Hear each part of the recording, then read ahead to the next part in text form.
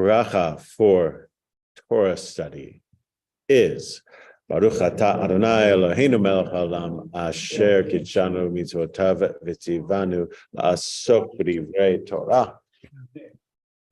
And we get to continue along in our journey through Sefer Bereshit, through the book of Genesis, and these are all everything in these early chapters are the good parts. I mean, maybe there's a genealogy or two that'll get in the way, but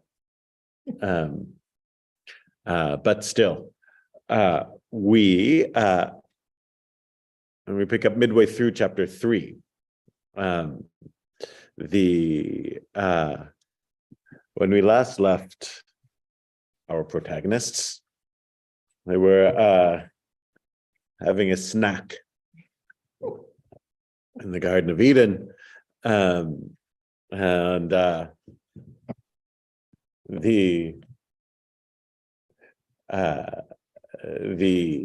serpents, we'll hit the sibilants for the serpent,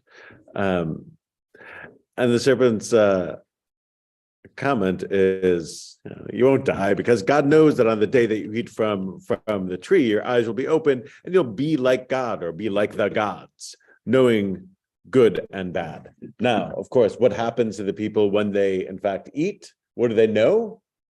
They know one thing, that they're naked. So like this is like part of it, is that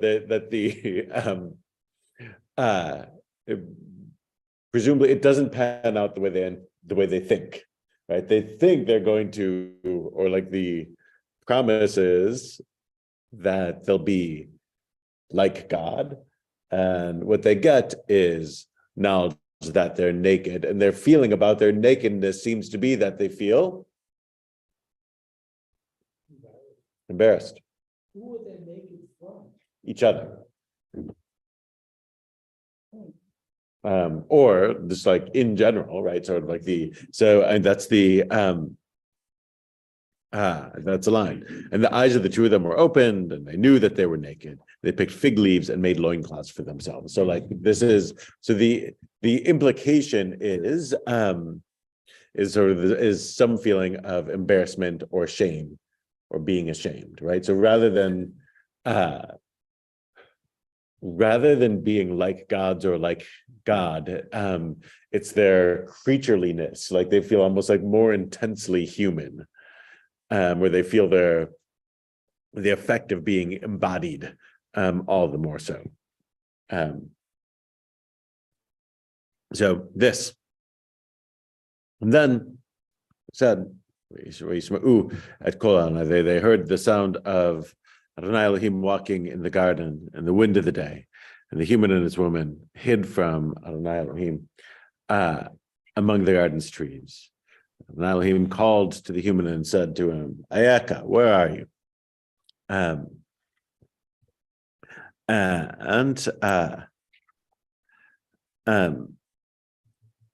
he said, I heard the sound of you in the garden. I was afraid because I was naked and I hid. By the way, I heard the sound of you in the garden. There's different ways you can read that. You could Shema et kolecha, et kolecha shamati.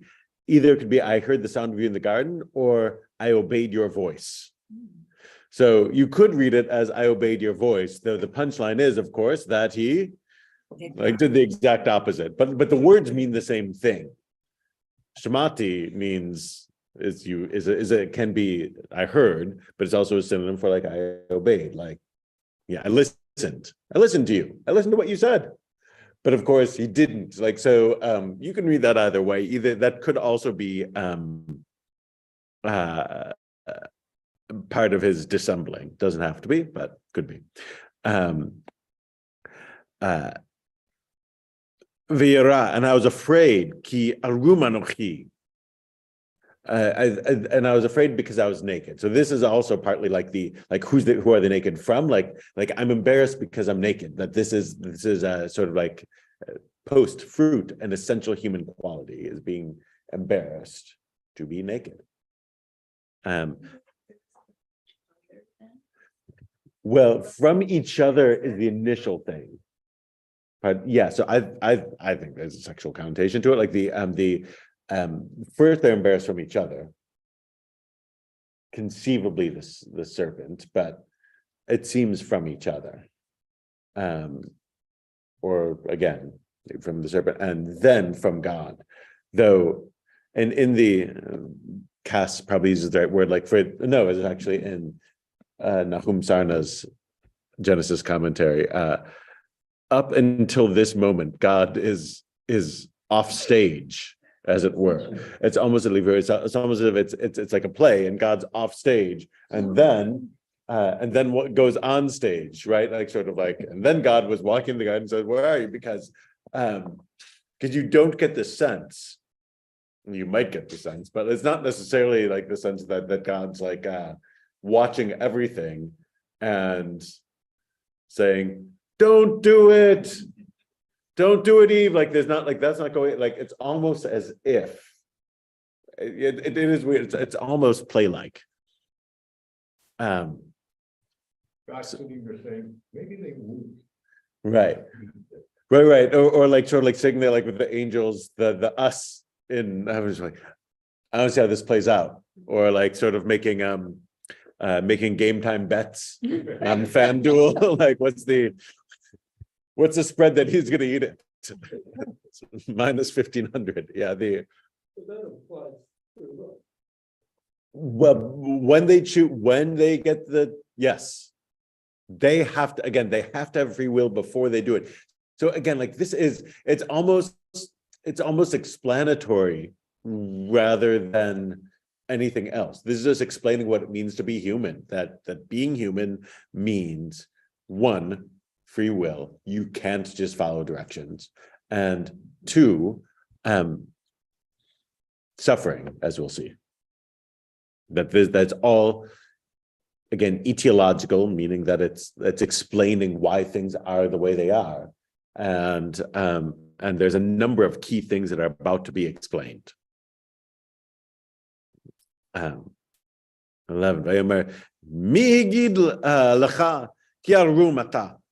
And he, God, said, "Who told you that you were naked? Have you eaten from the tree from which I commanded you not to eat?"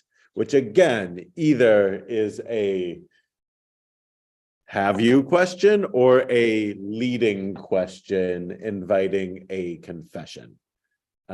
Is either the cop who has video evidence or whatever saying, "Did you do it?" And the goal is to get a confession, or it's God's offstage and, as it were, doesn't know and is asking, "Have you?" Because again, there's I feel anger in the line. "Who told you?" is an angry line, as opposed to if that part wasn't there. If it was just "Did you eat?" then it's just an invitation. But the "who told you" means that I'm angry and I don't know. "Did you eat?" is offering an opportunity to take responsibility. Right. So that's Rashi's read. Exactly. With the snake, it's like, I'm going to give you a chance to shift and get away from that. Which are you going to take? What are you going to do? Who told you? Well, if you're going to take responsibility for eating, it doesn't matter who told you. Yeah, that's such a strange line. "Who told you?" And presumably there's a physical evidence to take to the lab there, meaning that there's a, there's a half-eaten apple or Or a fig or a date. or a date. Etrog. The etrogs, by the way, are horrible to eat.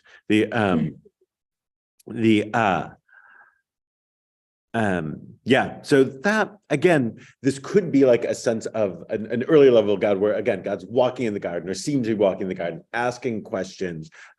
There's not the sense of the God's being portrayed anthropomorphically. Again, the human said, "The woman who you placed with me, she gave me from the tree and I ate." Talked about this last time. It is a hilarious line. That is funny, because it looks like between God. Well, it's definitely it. Yeah. By the way, rule one, don't blame the person with all the power, as it were, or the one with all the power. Yeah. Your fault. You set me up. You set me up. You gave me the woman. She gave it to me. Like, what do you want me? Like so your fault. You put all this in motion. And he's not wrong. And this is, so again, key thing on learning, like on dealing with half-truths, right? Like somebody can tell you something that is entirely correct and just be leaving out key details, right? So just because somebody is telling the truth doesn't mean that it's an accurate statement or a true statement, right? Like so this is that. God, by the way, notice here, conducts an interrogation. And then moves on to punishment. The man and woman will be interrogated. The serpent will not be. But he'll get punished anyway. But will be punished anyway. Not the so the serpent is not the level of meriting interrogation, it seems. And again, God doesn't deal with Adam's sort of ridiculous defense. Like there's no rebuttal, as we would say. Now he doesn't engage, right? So just moves on. And 13, Ve'omar Elohim le'isha ma zot asit Tomer isha hanachas Hishaini Vochel. And Elohim said to the woman, "What is this that you've done?" And the woman said, "The snake tricked me, and I ate." Again, in each instance, a shifting of blame. Adam shifts blame to God, and the woman shifts blame to the snake. Nobody says.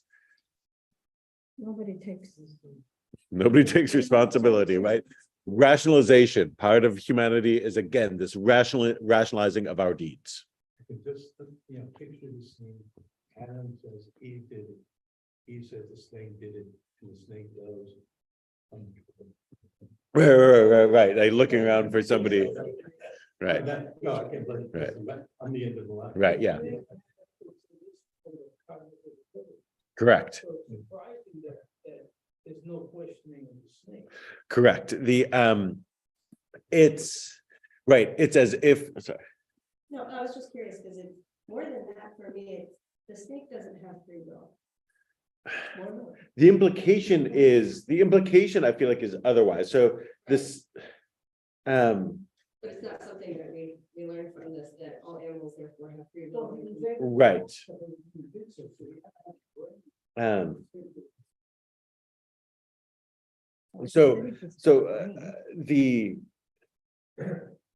Well, again, he's labeled shrewd in the beginning, as it were, like Sneaky.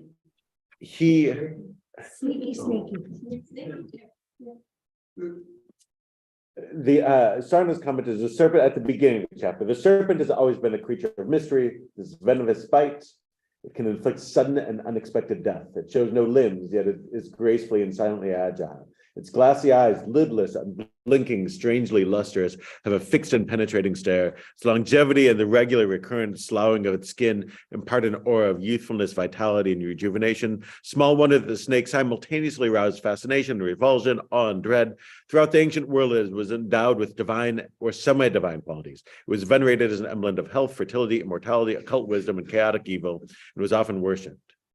For instance, you'll throw in that that Canaanite gods included a snake in fertility rites, and in Egypt it famously was a symbol of power, right? Like when you picture the pharaohs, so phallic symbol probably in both instances, in power and fertility. Like you picture the pharaohs like headdress would have like a snake head on it, right? Here, It's like of the three parties of the transgression, the serpent alone is summarily sentenced without prior interrogation, a token of God's withering disdain for it. Further, the valuable creature does not utter a word, right? The others protest, but he doesn't. A sure sign of its impotence in the face of the deity. In sum, the serpent is here reduced to an insignificant, demythologized stature. It possesses no occult powers. It is not demonic, only extraordinarily shrewd. Its role is to lay before the woman the enticing nature of evil and to fan her desire for it. The serpent is not the personification of evil. In fact, its identification with Satan is not encountered for the 1st century BCE. And so the sense is that his sense is partly that what's going on here, and the summary judgment is another of these encounters of these things that the people around you think are divine or semi-divine are not.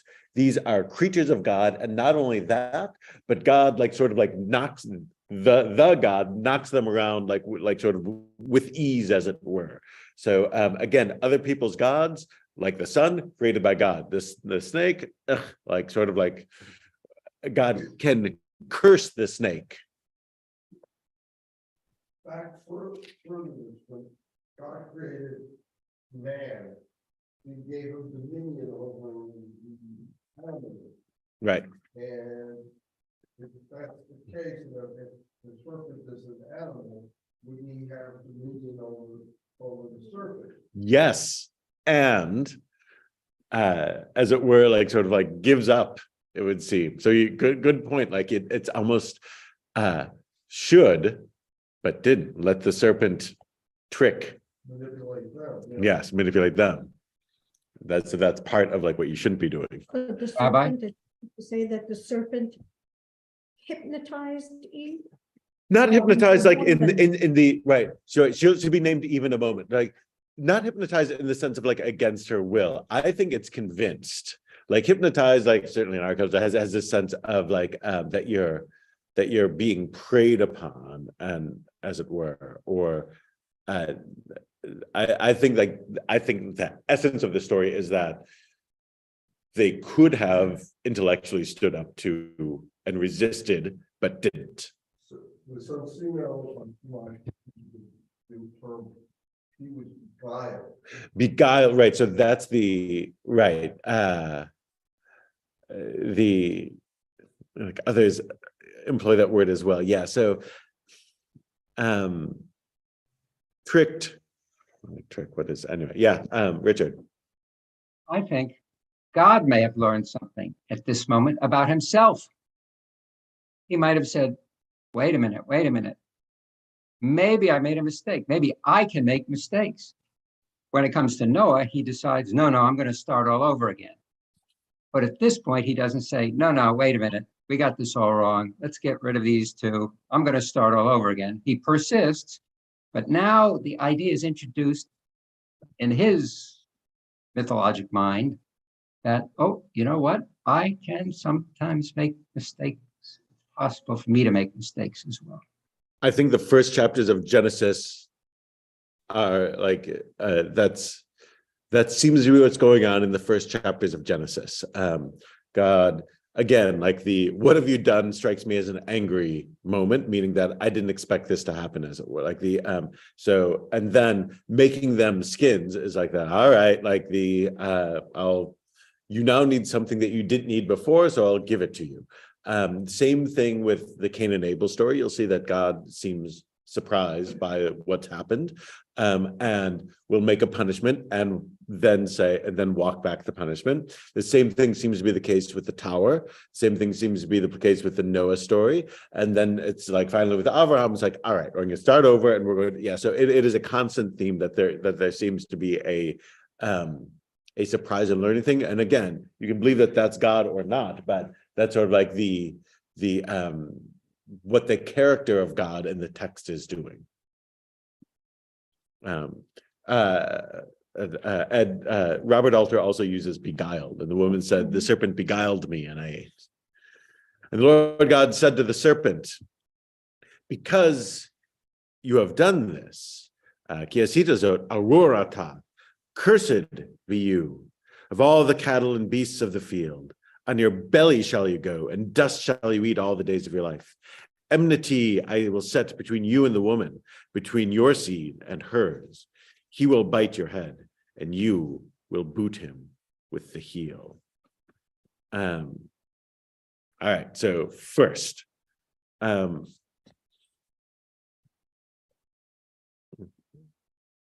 serpent, everyone goes in, by the way, as in the order in which they appeared in this chapter. So first is the serpent, is punished, cursed, arur. Uniquely, of all the animals out there, you're the one that will crawl on your belly, right? So again, this is etiology. Why is the snake the only one that doesn't have legs? Because of this, right? We now have an explanation. On your belly shall you go, and dust shall you eat all the days of your life. As Do we think that serpents had legs before this? that's the clear implication. Otherwise, this doesn't make any sense. Yeah. Again, like the images of the snake's tongue like shooting out as it crawls, and it looks like it's licking the dirt, right? That's the dust shall you eat all the days of your life. Like, so again, like it's intensely observational. And then enmity I will place between you and the world, like so like people are afraid of snake between your seed and hers. So then it seems to be everyone. Like, so if the woman could just be this woman, and then your seed and hers mean everyone that will come from this woman, which is everyone. So there'll be this strike enemy. The snake will strike at the human, again, in this unique way of like sort of like offering instant death in a surprise attack, and humans will constantly be fighting off snakes. So that serpent gets cursed. Before that, again, I think you have to picture the serpent with legs, because otherwise it doesn't make sense. And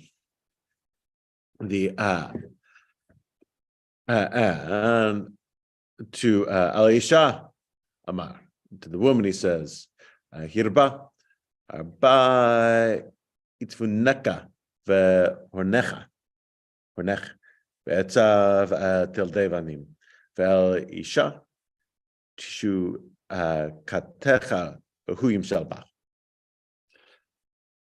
The woman, he says, I will terribly sharpen your birth pangs. In pain shall you bear children. And for your man shall be your longing, and he shall rule over you. Not for long. Right. So this is obviously more loaded. Again, so there's a few things here. What's the etiology? Like what's being explained here, among other things? It was written by men. Right. So one, patriarchal culture, explaining the world of its time. Kind of reverse engineer. Right. Right. Most mammals don't. Other mammals don't have the level of pain in childbirth that humans do. The evidence seems to indicate that it's uniquely painful for humans based on how animals show their pain. It's uniquely painful for humans. Now, evolutionarily, you'd say that this is because larger craniums, right? Like this is that's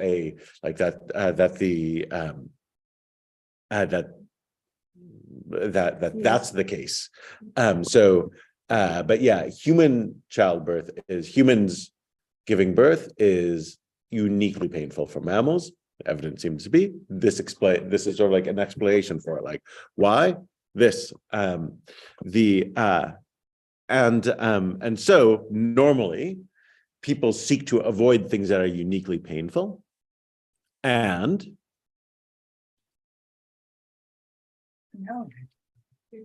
right, well, you can't avoid this, or that again, it's hard to understand, but like and for your man shall be your longing, or and your desire will be for your man. Like there's any number of ways of reading this, but either way, it seems to indicate that sexual desire is present despite the risks. And again, it's worth having a pre-20th century understanding of this, which is that for the vast majority of human history, and for many humans today, childbirth is a potentially fatal act, right? Like the mortality rate, maternal mortality rates were very significant, right? Like you can very significant. And there's no like sort of like this is like so it's not even just pain, it's like a potentially fatal thing. This is the rabbi, you might know the halakha, right? The rabbis say that the command be fruitful and multiply is not on all people or on all Jews. It is actually a command to men and not to women. Why not? Yeah, you can't command somebody to do something that's life-threatening. But you can't be fruitful and multiply alone. That is true. And it's almost just like a which again is obvious to everyone. It's like an acknowledgement that it's that this isn't a level playing field. So this we don't like have the same. We're aware of the dangers, but we don't have the same expectations. We don't have the same trepidation. Yeah, and this is, I think this is part of the etiology of this, right? Like that's part of what it's saying. Like this is part of how the world works. But the loaded part is the last few words, right? V'hu im shalbach, and he'll dominate you, rule over you, something like this. Meaning, He's the master. yeah, it seems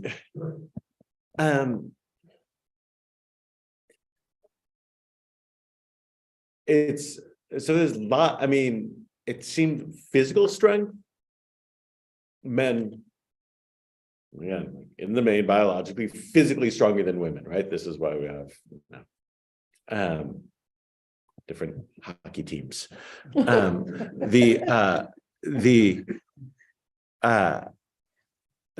I think it's physical strength. And also remember, like this is like in an agricultural society, uniquely in the garden, as with hunter-gatherers, in the garden, who did she have to rely on for food? Nobody, because the point is, it's the Garden of Eden. She can eat. She relies on no one. In an agricultural society where you're relying on growing things and on getting animals, then what's the deal? She biologically is linked to the children and raising the children and is reliant on him to go out and to do the farming and bring things back. And obviously, like, you know, it's not that everything was all one role or all the other, but in the main, she is much more dependent on him. The ideal, by the way, is not that. The ideal is the garden. This is the imperfect situation that they find themselves in post-tree. But so I think it's so it's like a description of what the situation is. She's dependent on him, and it's a negative thing. But because both physical strength and sort of the roles of childbearing and care versus the one who brings back the food, she's dependent on him. It's seen as a negative, but it's seen as a situation. Yeah. Hertz has a comment about this. It's very interesting. This thing, thy desire, he does not interpret as sexual desire. Interprets it as the desire to be a mother. And he says, in spite of the pangs of travail, The longing for motherhood remains the most powerful instinct in woman. So he is saying she will maintain, despite everything, she will maintain this very strong instinct to be a mother. Right. So we can we live in a more publicly sexualized culture than Hertz did, writing in the whatever he's writing in the 30s. So my read could be influenced by that. His read could be influenced by that. Sarna's comment on that, your urge yet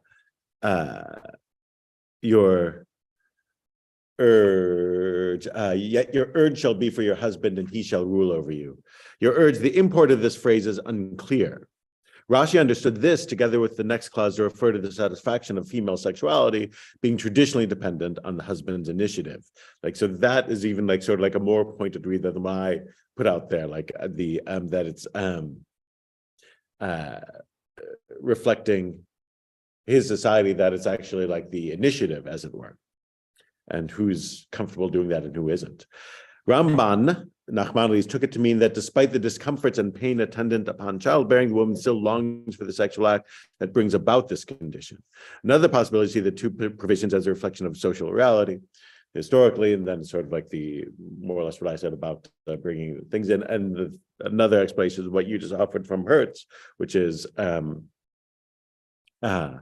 the urge is for motherhood, and it's not like for sex specifically, but rather for the potential fruits of it. That she's not longing for sex; she's longing for motherhood. So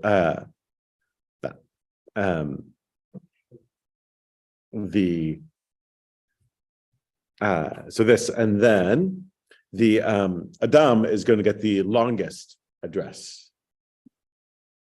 Ula Adam, and to the human, he said, because you listened to your woman's voice and ate from the tree about which I commanded you, saying, you shall not eat from it. The ground is cursed on your account. You'll eat from it with suffering all the days of your life, and it will grow thorn and thistle at you, and you'll eat the field's vegetation. By the sweat of your nostrils, you'll eat bread until you go back into the ground, because you were taken from it, because you are dust, and you'll go back to dust. The human call. So we'll pause there because it's because that's it. That's the Adam section. What's this one all about? No eternal life, right? You're going back into the ground. You're dust, and you'll go back to the dust. And again, like that's the like you wanted to become like the gods. You wanted to become like God, and guess what? You're actually going back into the ground, pal. And you have to work for food. And you're going to have to work for food. You were in a situation where you could just pluck, but you're going to work from it, and everything will be difficult because of it. Her, like the defining quality of her life is essentially going to be linked with childbearing and child raising, and that's going to be painful and difficult. The defining aspect of your life is going to be work, agricultural work, and it's going to be difficult. Before, everything was just going to sprout for you. Now you're going to have to sweat from it, and you know what? You're going to try to raise things, and you know what you're going to get? Thorns and thistles, right? What you want to grow isn't going to grow, and there's going to be a constant fight. And instead of just this sort of like Edenic existence of being able to eat things, you'll be by the sweat of your nostrils, you'll eat bread, right? Until you go back into the ground. You're going to struggle with what comes out of the ground. And then, as a reward for that, you're going back into that very ground that you have been fighting with all your life.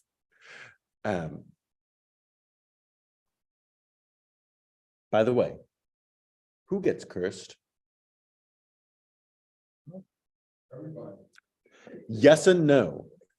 The ground gets cursed, and the snake, the serpent is cursed. Cursed shall you be. And Eve, it's describing her situation, notice, but nowhere is she cursed, as it were, meaning formally, I curse you. The serpent gets a, you are cursed, and the ground gets a, you are cursed, but neither human is given a, you are cursed. It is the serpent and the ground on the man's account. Why is it on the ground? Well, whereas the ground didn't do anything. So again, the ground is inanimate. The ground grew the tree that they ate the fruit Well, from. no, but so the ground grew the tree, but the ground the ground is sort of inanimate, not being placed. It's that formerly you're in a situation where the ground, in some sense, like you, the animals, the earth, you were all on the same page and everything was simpatico. And now there'll be enmity with the animals, or this animal at least, and there'll be and the ground isn't going to be like your servant, it's going to be a struggle. You're no longer on the same page. And that will be the defining factor of your life. But yeah. It says, from Rashi, it says, it shall bring forth a cursed thing, or these flies and insects. And Right. it will yield its produce, but scantily. Correct. Right. Exactly. It's good. It's going to be hard, and it's not going to be and it's not going to be easy. Your harvest will be difficult. If the writer is in the land of Israel, Israel will of course be dependent on rain. This is like what we and the dew, right? So this is like a constant theme in the prayer services, right? Unlike river civilizations in Mesopotamia and in Egypt, the river floods and waters the fields, and it does so regularly, until you build the Aswan Dam. The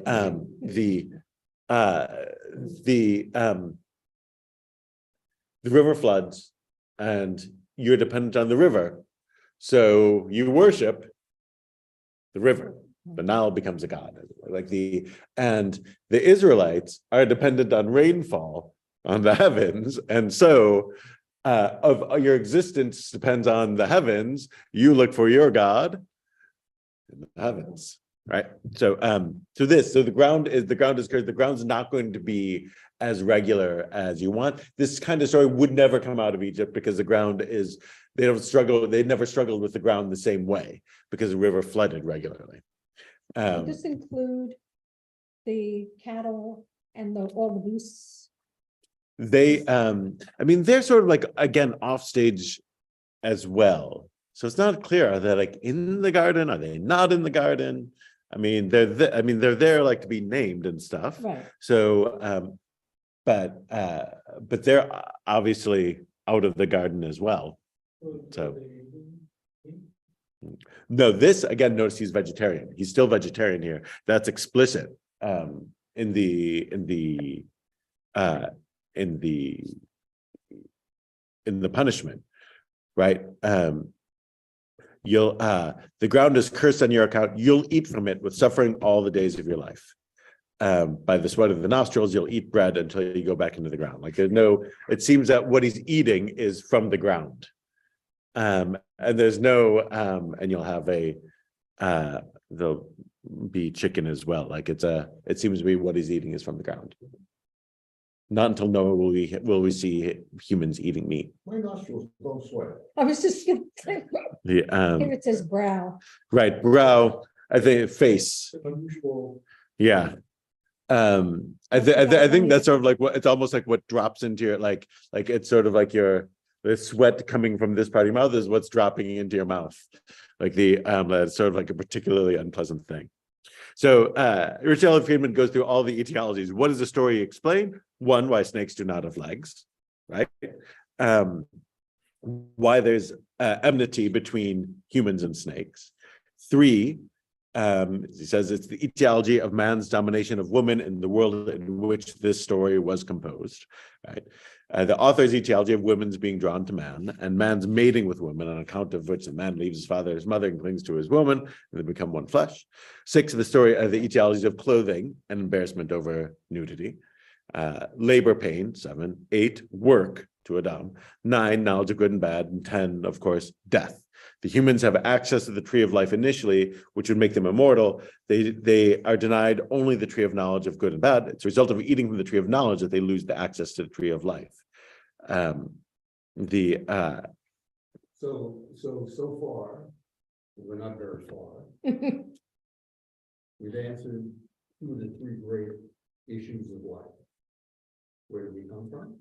And where are we going? Right. Yes. And what remains to be decided is, what are we supposed to be doing? Well, no, that I think is answered with Abraham, right? Abraham answers that question, or God will answer that question to Abraham, that you are answers it for Abraham's seed, as it were. Like, you're supposed to do the right and the good, right? Like the blessing to all the families of the earth. Like, he'll give content to Abraham. The Abrahamic covenant will have some loose content, circumcision, do the right and the good.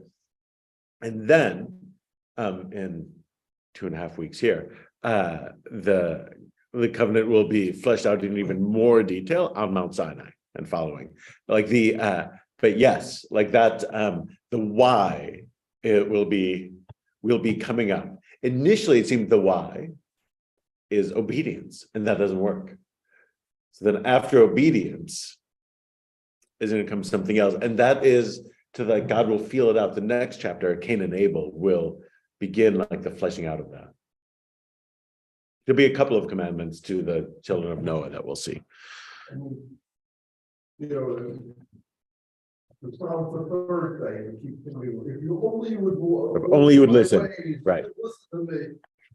Right, exactly, and that and it never seems to work. Right. Always doing that. Yes, Whispering. right. The why won't you listen to me? It's the parent scene. Having Cass writes, having followed eyes to alluring temptations, promising wisdom, human beings come to see again through their eyes their own insufficiently. Still trusting appearances, but seeking next to beautify them, they will set about adorning themselves in order to find favor in the sight of the beloved.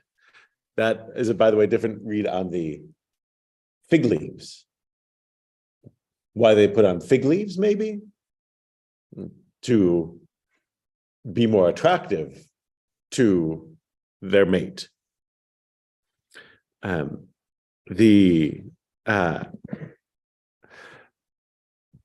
She sees that the tree is good for eating and desirable as a source of wisdom. She sees it. And then God says, because you did not listen. The theme of the God of Israel will be listen, Shema, right? Because lo shamati, because you didn't listen to me. And famously we'll say Shema. And what they experience on Mount Sinai, will they see God? No, but they will hear God. It's all about listening. You're not supposed to, your eyes will lead you, if you, in the 3rd paragraph of the Shema, in what's rarely translated literally in the things, which always is translated as your eyes, which lead you astray. But literally, it's your eyes after which you go whoring, right? Your zonim acharechem. I think art school might translate it literally. It's your eyes, and again, maybe this is like directed more at sort of like a typical male, but like your eyes are what lead you to into temptation, as it were. And you're supposed to listen and intellectually know something different. That's part of the tension that's going on here. She sees that it's desirable, and God says you should have listened. So there's a tension between seeing and hearing. And she never heard it. And she never heard it. She never heard it, Adam heard it. Right, and Adam heard it, right? So he, again, and that could be a, like, don't be a bystander. He's supposed to say, don't.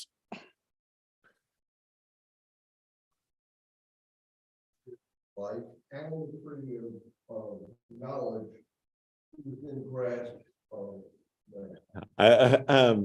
I think so that we could read, so we could read the story and know.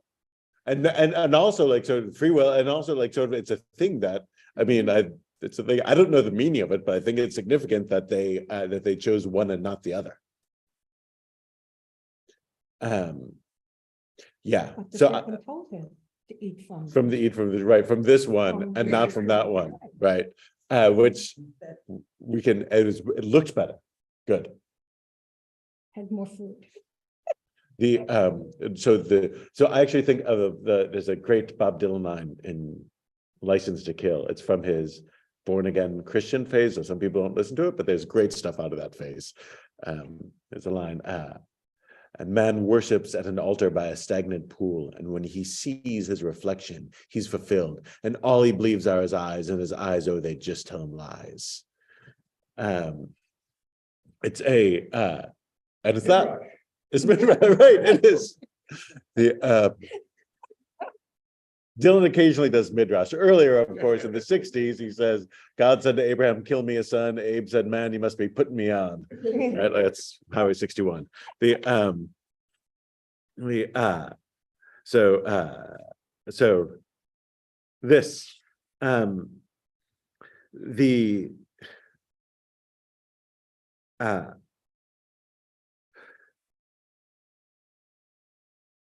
okay, so the so-called punishment seems to fit the so-called crime. He's not convinced it's a punishment. It might just be a description of the world as it is. In at least two ways. If the crime of transgression represents the human aspiration to self-sufficiency and godliness, then the so-called punishment thwarts that aspiration by opposition. Human beings, instead of self-sufficiency, receive estrangement, dependence, division, and rule. Second and more profound, the so-called punishment fits the crime simply by making clear the unanticipated meaning of the choice and desire implicit in the transgression itself. Like Midas with his wish for the golden touch, like Achilles with his desire for glory, the prototypical human being gets precisely what he reached for, only to discover that is not exactly what he wanted. He learns through the revealing conversation with God that his choice for humanization, wisdom, knowledge of good and bad, or autonomy really means at the same time also estrangement from the world, self-division, division of labor, toil, fearful knowledge of death, and the institution of inequality, rule, and subservience. The highest principle of being insists that, given who and what humans are, we cannot have the former without the latter. You can't have, you can't live in Eden. The other interesting thing, how does God know that they have between college, because they know that they are naked. Right. And that's sort of a Middle East thing, because there are societies in the tropics that don't wear clothing at all, and so this is the idea that nakedness is a real thing. Is really right. I mean, not unique to the Middle East. I mean, so right, most human societies have like some form of loincloth or covering the private parts, but not totally universal. But you're right in that it has that in it, right? That or again, you could read it as possibly to beautify, but he certainly is embarrassed in front of God to be naked. That definitely is explicit. Does this mean that the woman is in charge of educating and raising the children, and the man is out there working and bringing food and all that? Is that what it means? It's not explicit, but I think it's implied. Yeah, like it doesn't say like, the economy of the Garden of Eden story, despite all the time we spend on it, it's 24 verses, beginning to end, it's 24 verses and has shaped Western thought for thousands of years, right? Like So it doesn't say it explicitly, but that feels like the implication that he is working the land, and if and her situation doesn't go beyond the fact that she bears children, but sort of the implication of it is also in raising children. I mean, the nursing sort of locks it in for a certain amount of time, and like in the ancient world, could be years, could be 2 or 3 years at the outside, right? Like but yeah. One becomes the domain of women, and the sort of like more frequent pregnancies, right? The one becomes the domain of women, and one becomes the domain of man. So presumably, but not necessarily. The next line, we'll keep going, so we get to the end of chapter 3:20. V'ikra ha'adam shem ishto Chava, ki hi hayta em kol chai. And the human called his woman Eve because she was the mother of all of the living. I don't know why Eve is the English for Chava. Thank you.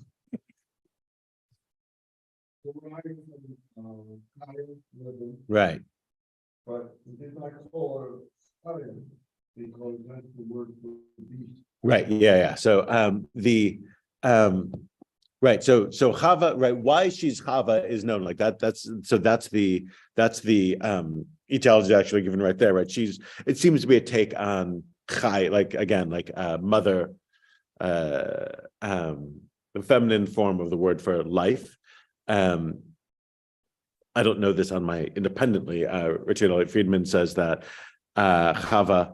Interestingly, this Semitic root elsewhere can mean snake. Again, the story is replete with puns.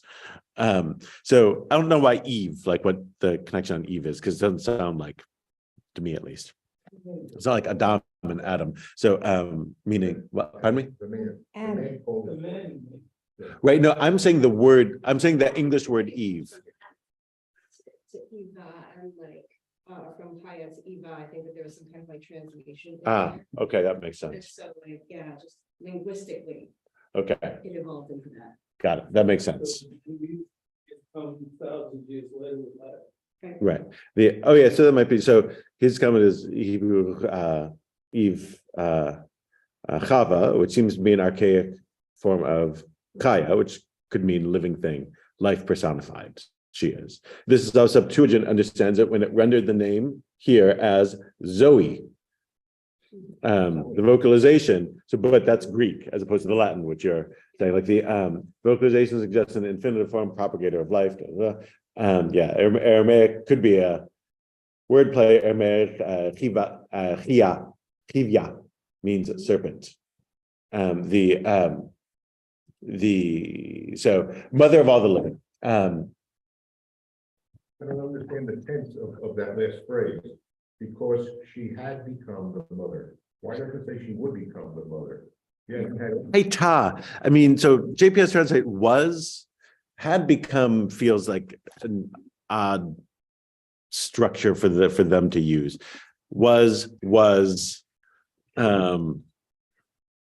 You can maybe it was Thurs was yeah.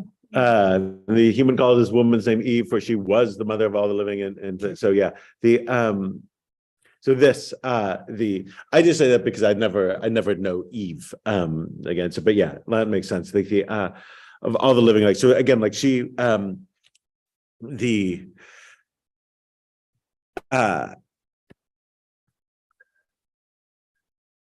mother of all the living.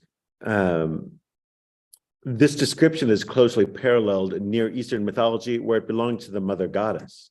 Here it is demythologized and naturalized to express the biblical concept of the unity of the human race and woman's primary role, motherhood. But the idea here is that instead of having humans having a godlike progenitor, as it was, the mother of all the living is the mother of all the living. It's a human mother, as opposed to anything else.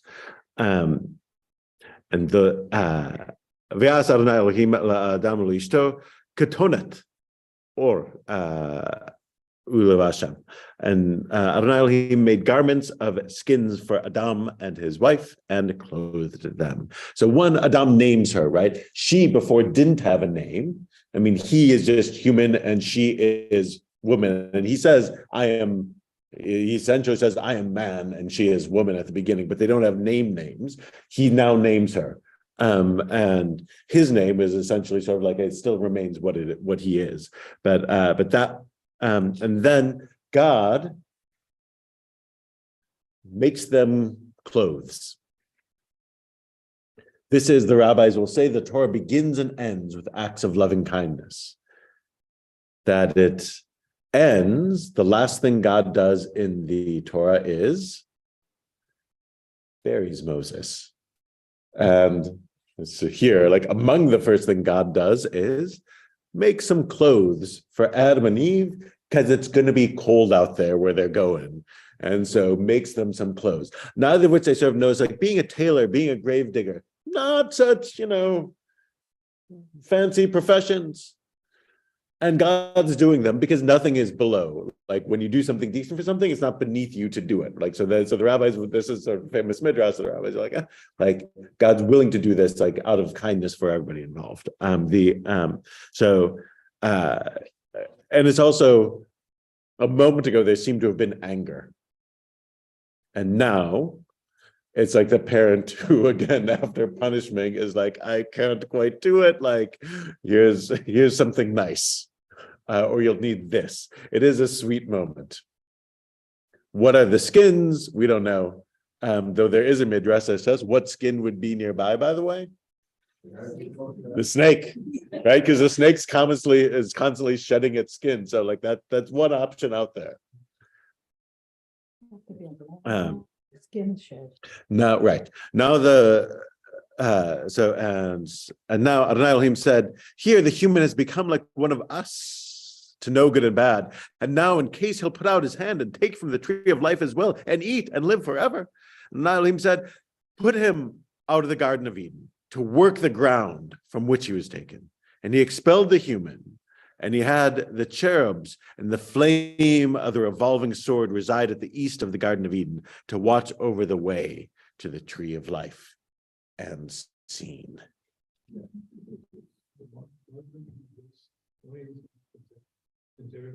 Why is it now we have the garden? Right, why don't just zap it out of existence? Right.